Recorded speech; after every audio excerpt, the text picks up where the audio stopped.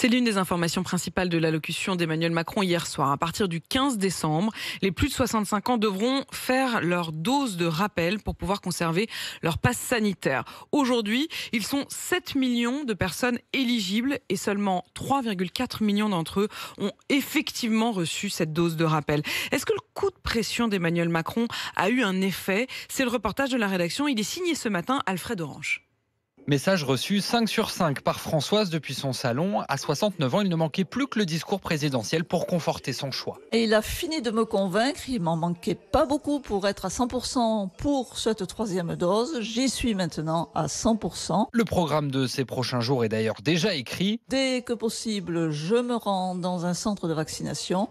Je fais ma troisième dose, ce qui me permettra d'obtenir le pass sanitaire et pouvoir vivre une vie normale à l'âge que j'ai. Cette dose de rappel visera aussi bientôt les plus de 50 ans. Didier, le mari de Christine, en a 59 et n'attend qu'une chose, prendre part à la campagne de vaccination qui sera lancée début décembre. Dès que je peux, je fonce me faire vacciner. Le blocage de la vaccination est quelque chose de bizarre. Ça nous tue pas, ça nous rend plus humains d'être vaccinés vis-à-vis des autres. Oui, mais voilà, 3 doses de vaccin contre le Covid en moins d'1 an, ça fait beaucoup, assure Khaled, 57 ans. Pour faire la troisième, anti-Covid, oui, mais que ce ne soit pas la 4e et la 5e et la 6e. On ne sait plus après jusqu'à où ça va aller. L'enjeu de ces annonces est surtout de ne pas risquer une flambée épidémique d'ici la fin de l'année, défend Philippe Amouyel, professeur de santé publique. La vitesse de progression, c'est-à-dire le nombre de cas qui augmentent dans les tranches d'âge, est plus important pour les 60-80 que pour les autres catégories d'âge.